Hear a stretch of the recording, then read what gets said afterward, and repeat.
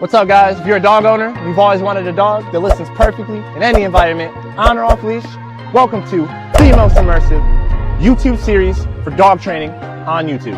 I'm Austin Laramie, owner of Zero to Hero Dog Training, and we are recording every single day, day 1 to day 46 of her whole training experience, from knowing nothing to being a master.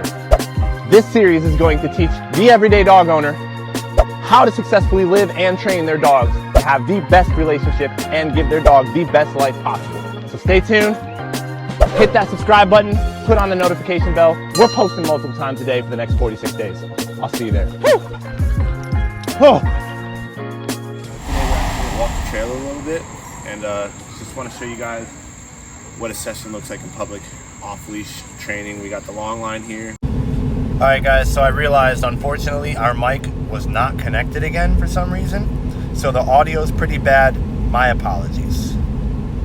Just in case, right?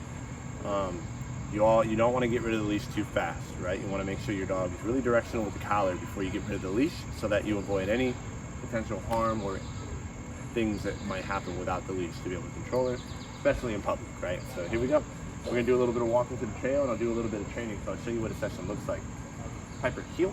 You know, yesterday we've been working on that heel. Mateo, walk.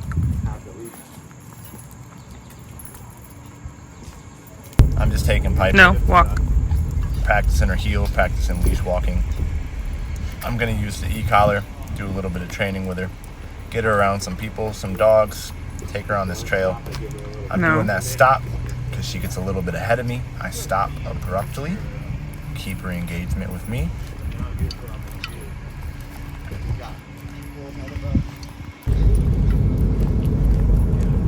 So we got some people ahead. You guys may have seen she used to be pretty people and dog reactive. She would bark at people, bark at dogs, lunge towards them. It was pretty tough. But now, I never really corrected her for it. And now she's not. No. Because I built that relationship with her. So now I'm going to work her down stay a little bit. I'm going to use this opportunity with people going past her. And I want to use it to teach that she shouldn't get up when she understands at this point. If she gets up, I'm going to use the e-collar, little pressure to put her back in the down. But I want to use these opportunities in real life, things she's going to see in real life, and things she's going to come across. And I want her to understand to still do her obedience and that the people and other dogs mean nothing. So here I'm going to use her e-collar and I'm going to fix that down there. Reward her for that. She's allowed to look at the people. I don't care if she looks. We're not doing competition training with her. I don't need her to be looking at me the whole time. I let my dogs be dogs. But I'm building some distance with her. Walking back to her, rewarding her.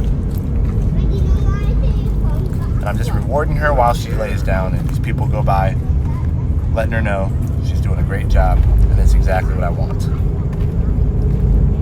This is really good. You know, I use good to practice that stay. I don't reward her a lot for just classic obedience anymore, but in public, I'm still doing a lot more rewards as we're trying to get her to not be so people nervous and dog nervous. We got a dog coming up here, so this will be really good. And I think she'll do well. Down. So right, she got up there. I said, down, right? So she wasn't supposed to move. Not everything needs a correction.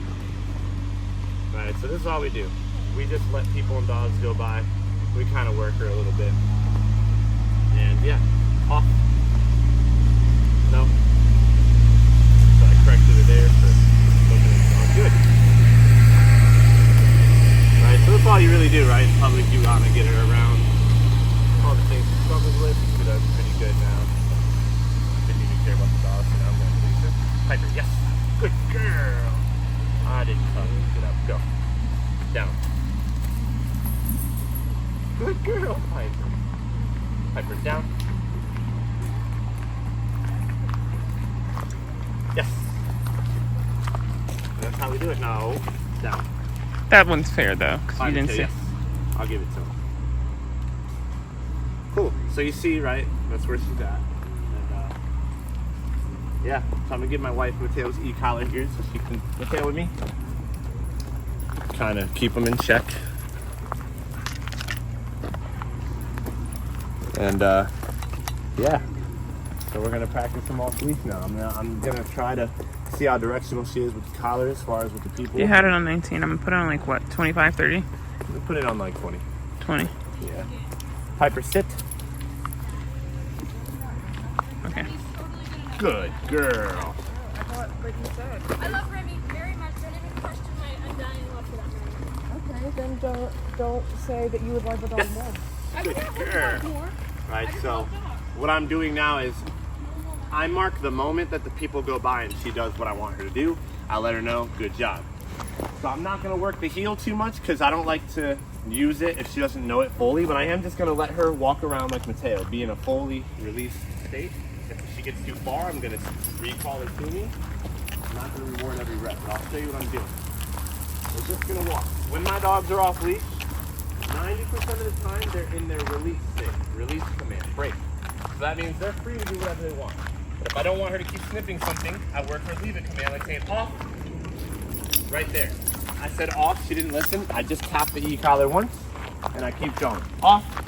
Good girl. She listens. I don't do anything. I praise her. Tail off. Good boy. That's all we do.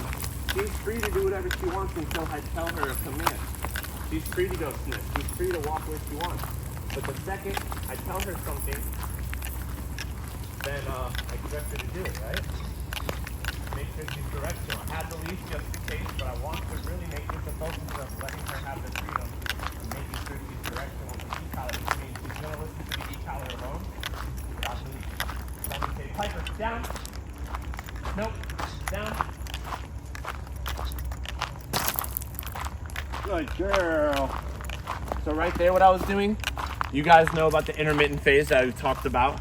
No, down. Is I'm going to tell her down, and if she doesn't start going down, I'm not correcting her with the e-collar, but we're still on those lower levels, not as low as we were when we were conditioning, but not correctively high, and I just start tapping until she lays down. But if I tell her down, she doesn't do anything, and she just does it, and I don't need to help her, I'm gonna reward her. Sometimes I'll reward her too, even if I gotta use the e-collar. So yes. Sometimes instead of releasing her with yes, I'm going to say break, right? So just, I'm doing all those different combinations that we talked about the other day. If you don't know what I'm talking about, you really need to go watch that video because I'm not explaining it here. Just because I just want to vlog this. This is what obedience from here on out looks like. I'm just really working on just all her commands, adding the accountability, and just living with her now, everyday life. Piper, off. Good girl. Good job. That was no e-collar there.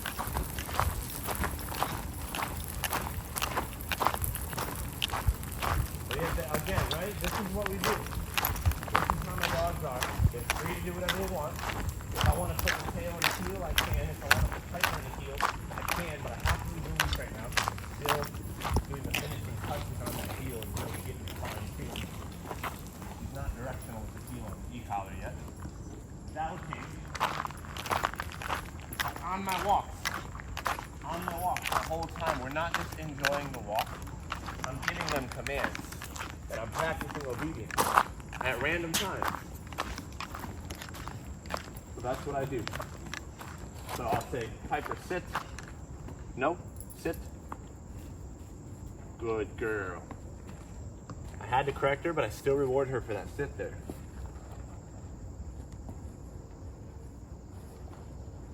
Good job. Thanks for pooping over on the side, buddy. Good job. Piper, break. So you see, right? She's not nervous anymore with the e-collar. She's still got that, a little bit of nervousness. That little rabbit poo. Oh no. Sorry, guys. The gimbal kind of messes up sometimes. Yeah, But, it happens. It's fine. raw and unedited, right? Raw, unedited. And look at Mateo, man. He gets to run free. Look at Piper. He gets to run free. This is why the e-collar is a great tool, guys. And tail off. Right? My wife just told him to leave it. He doesn't know what he was sniffing there. They're free to sniff, but if All right, the gimbal's malfunctioning a lot. All right, the gimbal's malfunctioning, guys. Sorry about that again.